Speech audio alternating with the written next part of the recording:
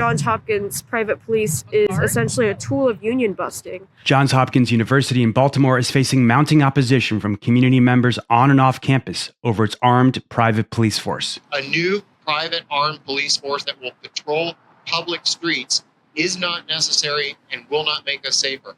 More cops only add to the danger for Baltimore residents, particularly those most vulnerable to criminalization. From Henrietta's lax stolen cells to lead poisoning studies that harm generations of children today, Hopkins continues to police families through medical surveillance while offering no real investment in the root causes of harm. Hopkins says its police force upholds the highest standards and is working to address the root causes of crime.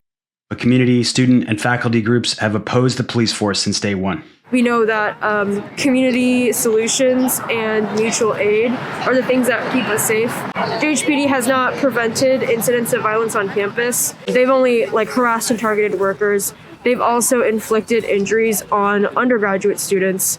The union that represents 3,300 Hopkins graduate workers says the private police force has targeted organizing on campus. That includes the over-policing and surveillance and targeting of our membership. As Hopkins pours millions into its private police force, Baltimore's violence reduction programs that have been credited with the historic reduction in crime have had their funding cut by the Trump administration.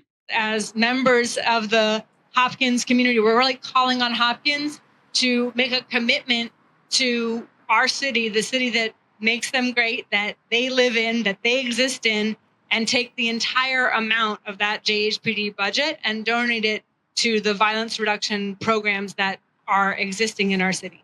Activists are planning a mass demonstration at City Hall on December 15th to deliver a petition signed by nearly 1,000 residents and over 30 community organizations.